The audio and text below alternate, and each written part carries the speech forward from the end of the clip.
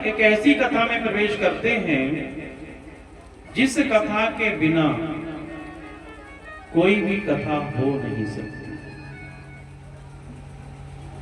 चाहे राम कथा हो, चाहे शिव कथा हो, चाहे देवी कथा हो, भागवत कथा हो, हनुमंत कथा हो, श्याम कथा हो, कोई भी कथा हो जो इस कथा के बिना अधूरी है। जब तक ये कथा नहीं होगी तब तक कथाएं नहीं होती है, क्योंकि प्रत्येक कथा में इसका समावेश है। आइए उस कथा में प्रवेश करते हैं। ये कथा है श्रद्धा और विश्वास की। श्रद्धा कौन है और विश्वास कौन है? और जहां पर श्रद्धा और विश्वास नहीं होता वहां पर ना तो कथा होती है, ना व्यथा होती है, ना कोई मंदिर होता है, ना कोई भगवान होता है। श्रद्धा और विश्वास है तो मंदिर भी है, श्रद्धा विश्वास है तो भगवान भी है। क्योंकि श्रद्धा से ही हम भगवान को पूजते हैं, और जब श्रद्धा होती है तो वहां पर विश्वास जम जाता है। तो ये कथा है त्रेता युग की। त्रेता युग में भगवान शिव और मैया सती, क्योंकि भगवान शिव विश्वास हैं और मैया सती श्रद्धा है। एक बार की बात है, त्रेता युग का समय है और बताया गया है किस प्रकार से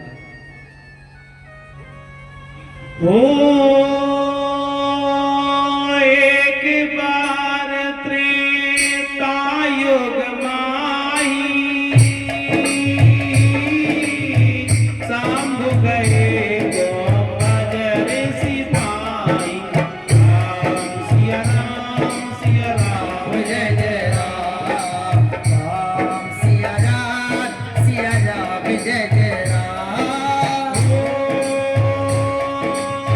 सत्य सती जग जननी भवानी, पूजे ऋषि अखिलेश्वर जानी। राम सिया राम जय जय राम, बोल बोल राम सिया राम जय जय राम। त्रेता युग का पावन समय भगवान शिव ने अपनी पत्नी सती से कहा कि चलो कथा सुन के आते हैं। कथा सुनने चलते हैं, कथा सुन करके आते हैं। आज सती कहने लगी कि कथा कहाँ सुनने चलना है? तो भगवान ने कहा कि जो कुंभज ऋषि है, अगस्त ऋषि को कथा श्रवण कराएं, उनके यहाँ चलते हैं कथा सुनने के लिए। तो आज सती ने कहा कि प्रभु कहाँ कथा सुनने जा रहे हैं? वो तो कुंभज ऋषि हैं, और जिनके पास अच्छे कथावाचक हों तो वो कुंभज ऋषि के पास कहे जाएंगे, तो छोटे से कथावाचक। और मेरे पास तो भोले बाबा दुनिया के सबसे बड़े कथावाचक, जिनसे कुछ छुपा नहीं है, और जिसके पास बड़ा कथावाचक वो छोटे कथावाचक के पास कहां जाएगा? तो आज मैया संशय कर रही है, संदेह कर रही है। किस पर कर रही है? कथावाचक पर। और जहां जहां संशय और संदेह होता है वहीं वहीं पर बेड़ा गर्क होता है। प्रेम से बोलिए। वाचक कोई छोटा बड़ा नहीं होता। आज भोले बाबा समझा रहे हैं सती को कि हे सती, कथावाचक कथावाचक होता है। आपने कहा कि हम बड़े कथावाचक हैं और अगस्त मुनि छोटे हैं। एक बात बताओ, जल समुद्र में भी होता है और जल कुंभ में भी होता है, घड़े में भी होता है। बड़ा समुद्र जल का अथाह है, पता नहीं कितना जल है, लेकिन किसी प्यासे की प्यास नहीं बुझा सकता। लेकिन एक छोटा सा घड़ा अपने अंदर जल को मधुर किए रहता है और सभी की प्यास बुझाता है।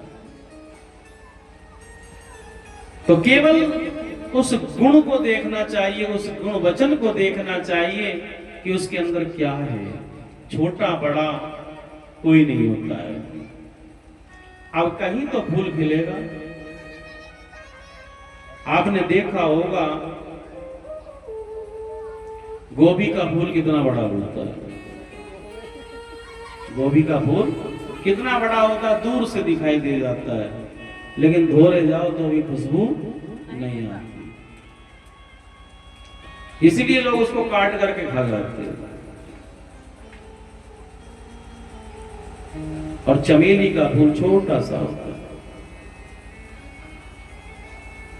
छोटा सा फूल होता है। कहीं पर भी अगर किसी के यहाँ लगा हुआ हो छोटा सा फूल हो और खुशबू पूरे घर को महका देता है। एक छोटा सा पुष्प पूरे घर को महक से भर देता है। तो बड़ा या छोटा होने से कुछ फर्क नहीं पड़ता है, उसके अंदर गुण होने चाहिए और गुण से ही विख्यात होता है।